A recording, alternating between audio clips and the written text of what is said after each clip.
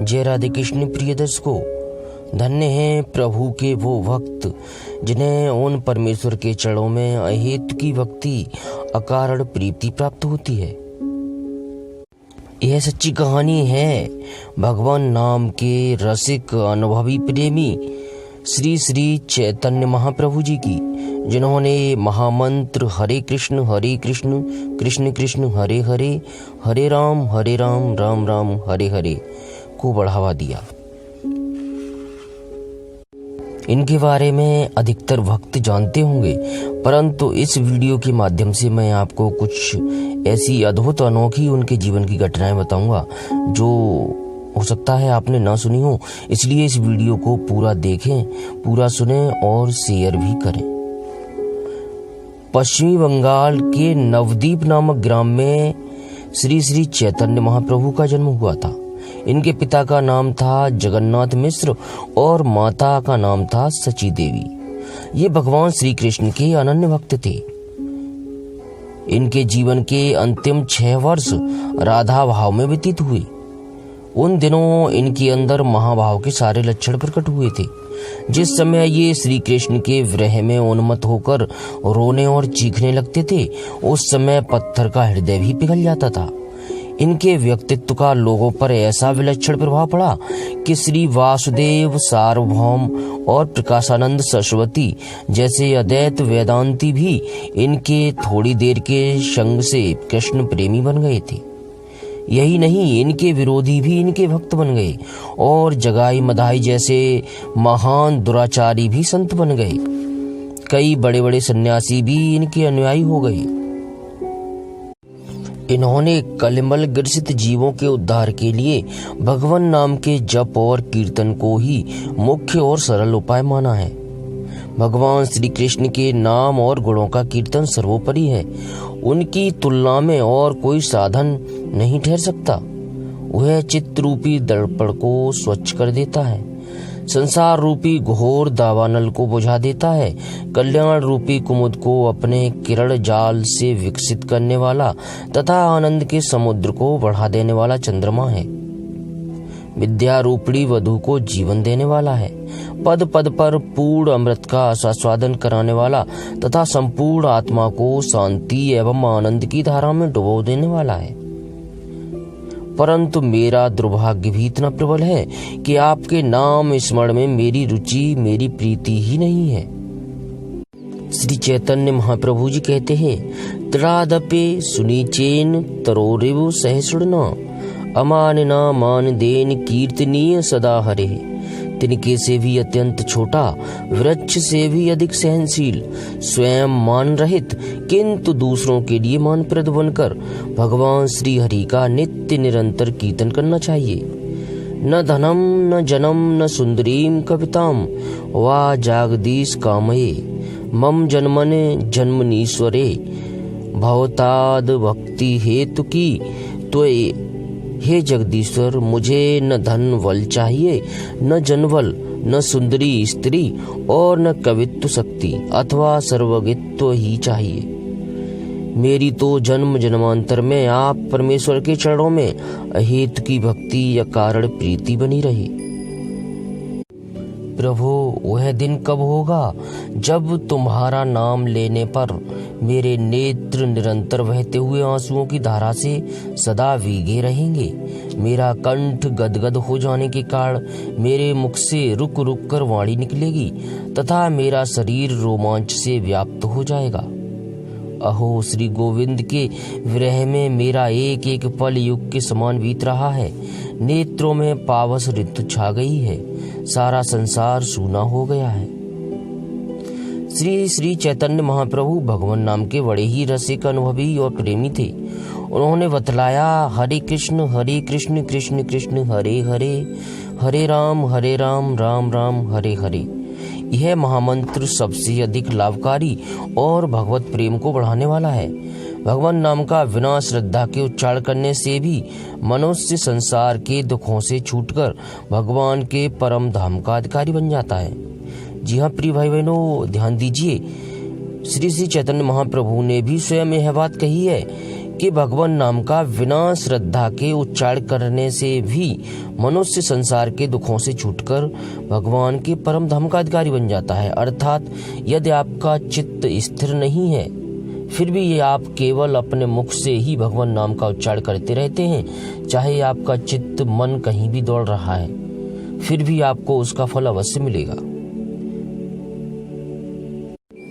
उनके जीवन में अनेकों अलौकिक घटनाएं हुई जो किसी मनुष्य के लिए संभव नहीं और जिनसे उनका ईश्वरत्व प्रकट होता है। इन्होंने एक बार श्री अद्वैत प्रभु को विश्व रूप का दर्शन कराया था तथा नित्यानंद प्रभु को एक बार शंख चक्र गदा पद्म सारंग धनुष तथा मुरली लिए हुए षड्भुज नारायण के रूप में, और दूसरी बार 2 हाथों में मुरली और 2 हाथों में शंख चक्र लिए हुए चतुर्भुज रूप में, और तीसरी बार दिव्य श्री कृष्ण रूप में दर्शन दिया था। इनकी माता सची देवी ने इनके अभिन्न हृदय श्री नित्यानंद प्रभु और इनको बलराम और श्री कृष्ण के रूप में देखा था।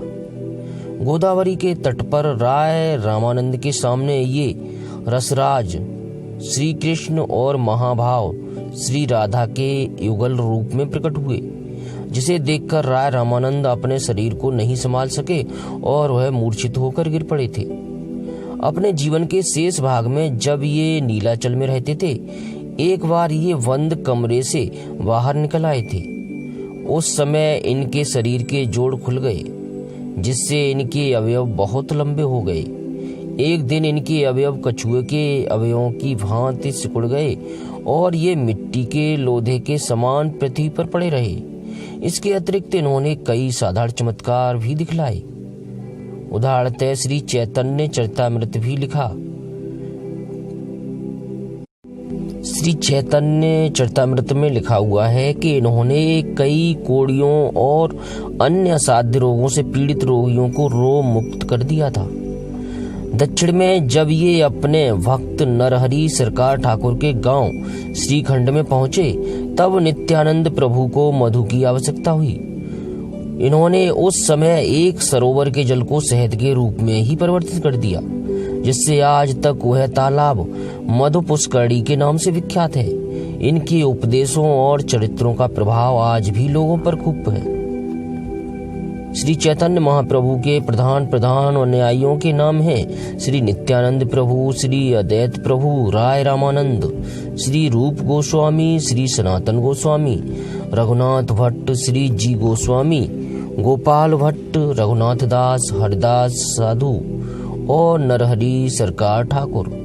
श्री चैतन्य महाप्रभु का जीवन प्रेममय है। उसे जानने के लिए अंग्रेजी की लॉर्ड गौरंग और बंगला के श्री चैतन्य चरितामृत, श्री चैतन्य भागवत और अमीय निमाई चरित तथा हिंदी के श्री चैतन्य चरितावली, जो गीता प्रेस गोरखपुर से प्रकाशित है, इन नाम के ग्रंथों को पढ़ना चाहिए, जिसमें उनके चरित्र के बारे में संपूर्णतया वर्णित किया हुआ है। प्रिय भाई बहनों, श्रीमद् भगवद गीता जी में भी प्रभु श्री कृष्ण ने अपने श्रीमुख से स्वयं यह बात कही हुई है कि जो कोई भी भक्त सच्चे हृदय से बिना किसी कामना के अर्थात निष्काम भाव से उनकी भक्ति करता है, पूजा अर्चना करता है, उनकी सेवा करता है या उनके नाम जप ध्यान करता है, तो वह भी उन्हीं के स्वरूप को प्राप्त हो जाता है, अर्थात वह उन्हीं के सदृश हो जाता है।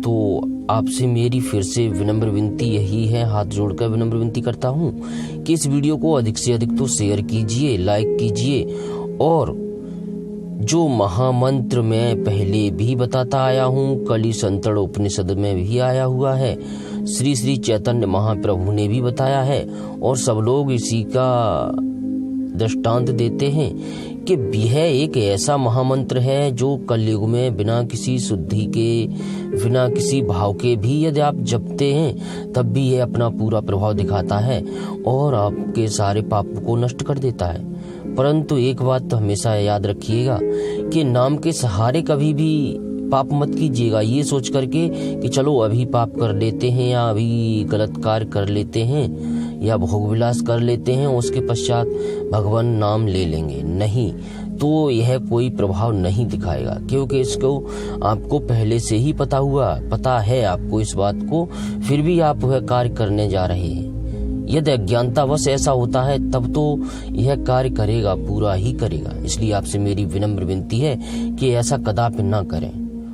और देखिए, मेरी जितनी भी वीडियो हैं, मेरा एकमात्र जो उद्देश्य है वो यही रहता है कि प्रभु चरणों तक किसी तरह आपको पहुंचाया जाए। चाहे उसमें आपको किसी वीडियो के माध्यम से मैं थोड़ा बहुत भयभीत करूं या प्रभु भक्ति के चमत्कारों के बारे में आपको बताऊं, लेकिन जो सभी मार्ग हैं वो मेरे वहीं तक ले जाने के हैं। जो परम लक्ष्य है वो प्रभु के श्री चरणों तक पहुंचाने का ही है।